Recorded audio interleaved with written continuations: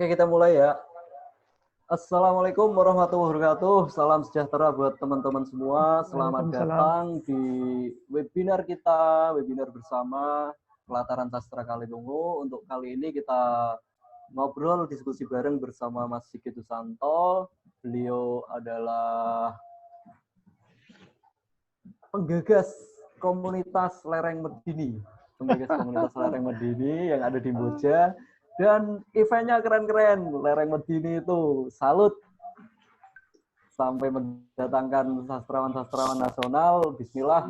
Selanjutnya nanti Lereng Medini ada lagi dan kita bisa turut serta nantinya ya. Oke, kita sapa buat teman-teman yang di sini yang sudah masuk siapa aja. Buat Mas Sigit. Halo Mas Sigit. Halo, apa kabar semua? Apa kabar? Sehat-sehat. Mas Sigit gimana kabarnya? Sehat-sehat. Alhamdulillah sehat. Mas Sigit, boleh tanya-tanya sedikit ini sebelum kita mulai lebih serius. Mas Sigit bisa room tour sedikit ini di kamarnya ada apa aja ini? Di belakangnya kok buku-buku banyak sekali. Buku second hand. Second hand. Nggak apa-apa, yang penting ori ya Mas. Semua bukunya itu apa? Berbahasa Swiss semua Mas, berbahasa Inggris atau bahasa Indonesia ya? Mayoritas bahasa Jerman, kemudian sedikit bahasa Inggris dan sedikit bahasa Indonesia. Bahasa Jerman, aduh, bahasa Inggris saja udah susah, apalagi bahasa Jerman ini Mas buat saya Mas.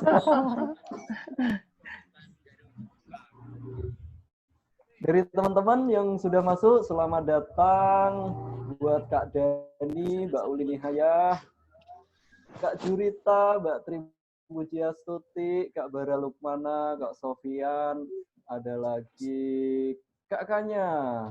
Terus ini nggak ada namanya ini, Wircu, nggak dikasih nama. Pak Bahrul Urum, Hafizah Azhar. Hafizah Azhar ini, oh temannya Lulu ya. Kak Wahyu Indriat Moko, Kak Ipan Jingan, Kak Dewi Suryani, Kak Tessa Anestiana.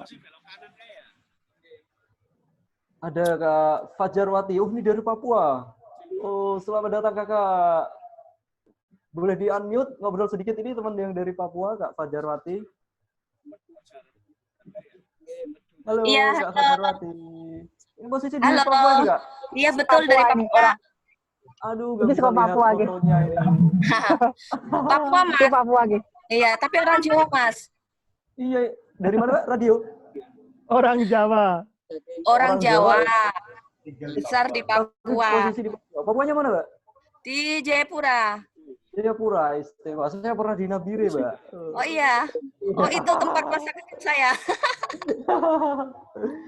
Saya tinggalnya di Samabusa saat itu. Oh iya ya, tahu Mas tempatnya saya. Salam buat teman-teman Papua ya, Mbak. Ya, terima kasih. Jayapura pasti ada kampung Jawa di sana ya, Mbak. Oh, banyak di sini, Mas.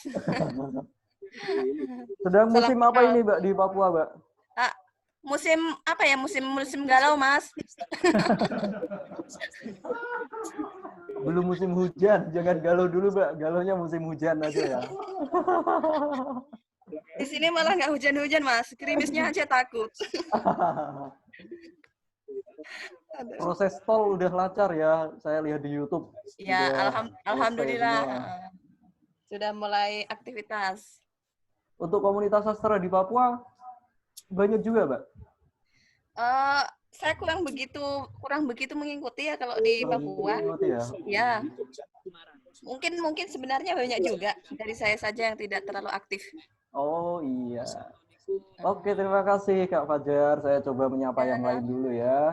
Sini ada Kak Ahmad Muhid, Kak Iman Triyogi, Kak Kurnia Tri Wismawati, Kak Trihandayani Widyastuti, ada Kak Riza Umami, Kak Isyaroh, Pak Agus Sukamto, Kak Syafrin, dan Bu Wiwi sedang koneksi. Ada lagi yang belum disapa. Kayaknya udah semua. Apa ini yang masuk?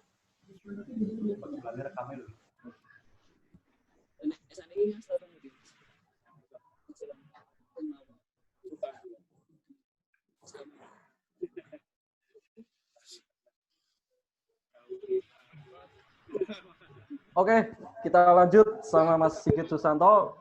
Sebelum kita diskusi dengan tema switch dalam diksi puitis, puitis atau puitik ya lupa loh. Puitis ya, switch dalam diksi puitis. Kayak kemarin Mas Sigit sempat, aduh, mohon maaf di sini ada suara dangdutan itu sebentar ya.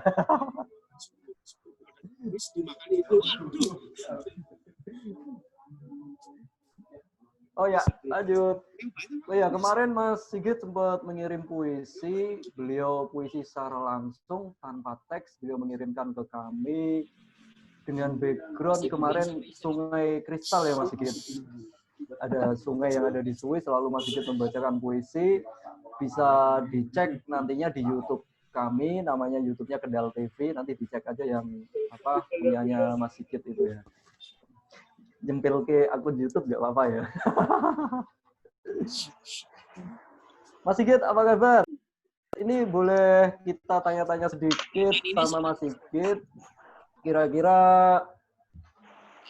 Mas Sigit bisa menjelaskan biografi Mas Sigit sedikit atau banyak nggak apa-apa lah. Silakan Mas Sigit. Oke ya, selamat sore di sini. siang di sini, selamat siang jam 11.08. Nama saya Sigit Susanto, saya asli dari Buca, Kabupaten Kendal, dan saya sekarang saya tinggal di Switzerland sudah 24 tahun. 24 tahun. Iya. Sebelumnya saya sekolah di Semarang, Akademi Bahasa di Untak Semarang, dan saya merantau di Bali sebagai pramusaka guide bahasa Jerman di Bali. Kemudian saya kecantol dengan turis Swiss di Bali dan akhirnya saya di Borokawin di Bali, Swiss, sampai sekarang tinggal di Swiss gitu ya. Kemudian di sini saya kerja di pembantu di restoran, pelayan gitu. Tetapi saya menyukai sastra. Di Swiss saya ikut sebuah reading group, namanya reading group Ulysses, dari di sebuah yayasan Jim Joyce di kota Zurich, dan saya membaca buku Ulysses ini, karya Jim Joyce. Buku setebal 700 halaman ini saya baca selama 3 tahun. Jadi membacanya ini super lelet, seperti tadarusan di Indonesia ya. Satu pertemuan 1,5 jam hanya 2 halaman. Ya. Jadi cari diksi, historical diksinya seperti itu. Jadi kegiatan saya membaca ini mulai tahun 2006 sampai 2019 kemarin. 13 tahun saya sudah khatam 4 kali Ulysses ini. Bahasa apa itu Mas bukunya? Bahasa Inggris, ini bahasa Inggris ya, yang Ulysses bahasa Inggris. Kemudian saya menulis travel writing, judulnya Menyusuri Lorong-Lorong Dunia. Bukunya ini cetakan pertama dan sudah ada 3 jilid. Ya. Travel writing ke beberapa negara di dunia, ada sekitar 30-an negara.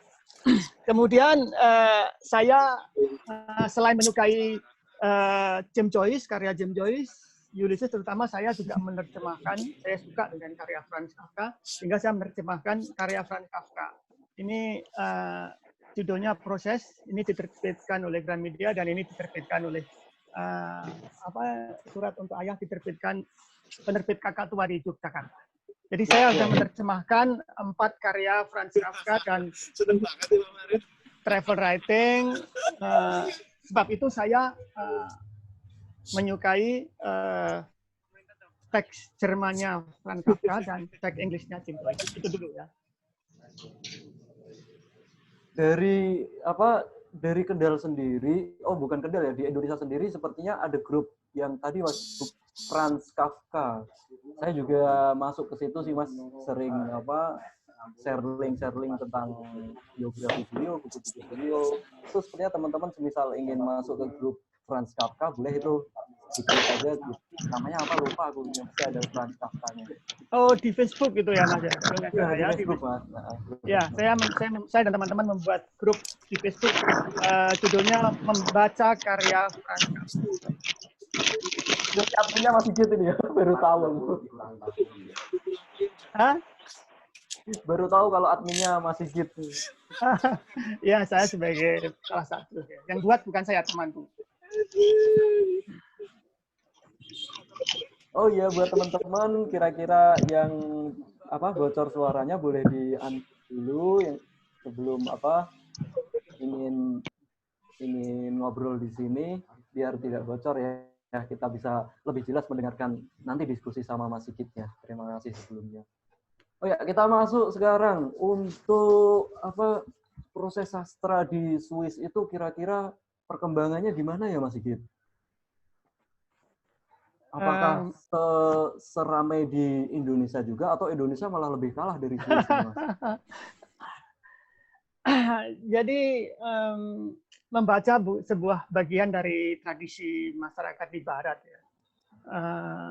Yang membedakan menurut saya kalau ada acara sastra, misalkan bedah buku atau apa, di sini lebih banyak orang-orang tua.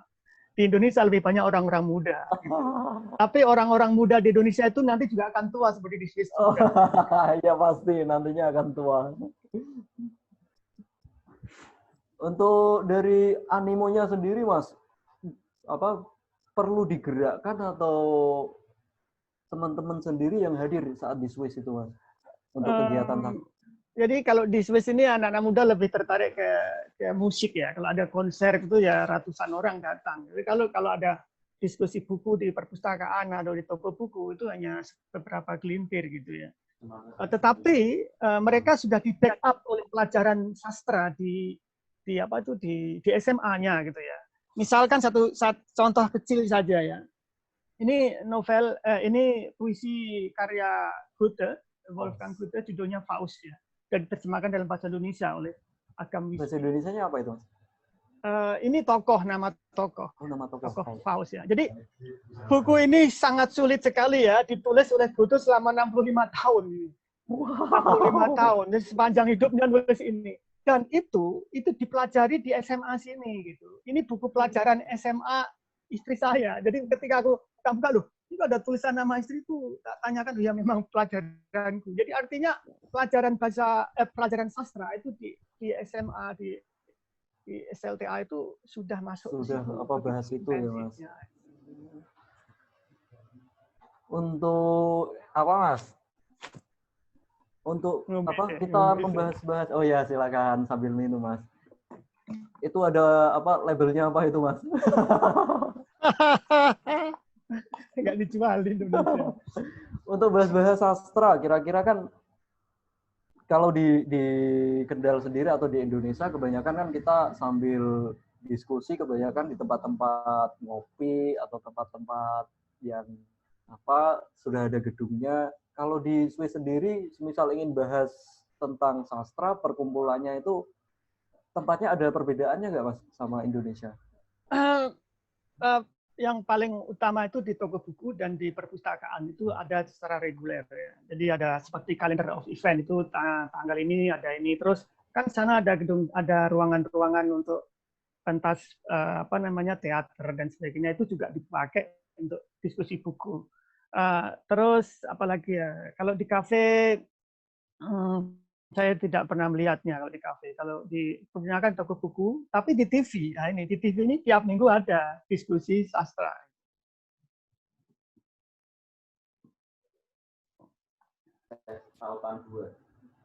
Kira-kira sebenarnya kalau saya pribadi ingin menanyakan bahasan-bahasan sastranya di Swiss itu, Mas. Kalau di Indonesia kan ya mungkin kita ruang lingkup juga sih, ruang lingkupnya kebanyakan kita bahas-bahas yang polemik saat ini. Kalau di Swiss itu lebih ada sesuatu yang tertutup atau bahas apapun kita oke di Swiss itu, Mas.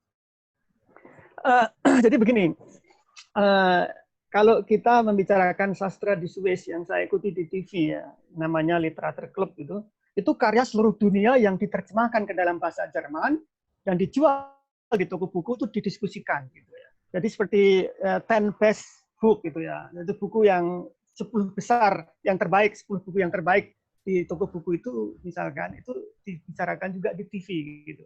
Jadi kadangkala dari Jepang ya Murakami didiskusikan di sini. Karya-karya dari dari negara-negara lain didiskusikan juga di sini.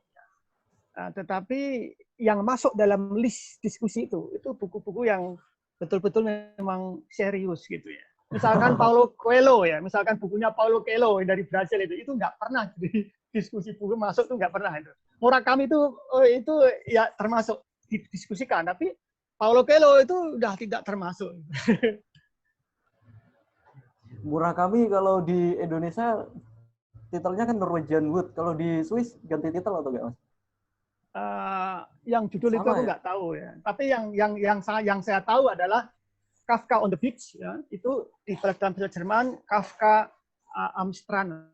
Jadi tetap ada kemiripannya.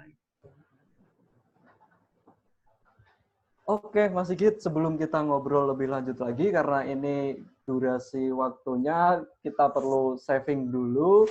Sementara kita off dulu, nanti kita login lagi ya. Kita lanjutkan ngobrol lebih serius, diskusi tentang tema, kita masuk ke tema Swiss dalam diksi puitis. Nanti kita lanjutkan di situ. Kita untuk teman-teman bisa klik di tautan yang kedua nantinya. Oke, sementara kita off dulu. Mas Lulu sebagai host silakan untuk kita off-kan dulu. Terima kasih. Lalu kita lanjut lagi obrolannya habis ini. Terima kasih.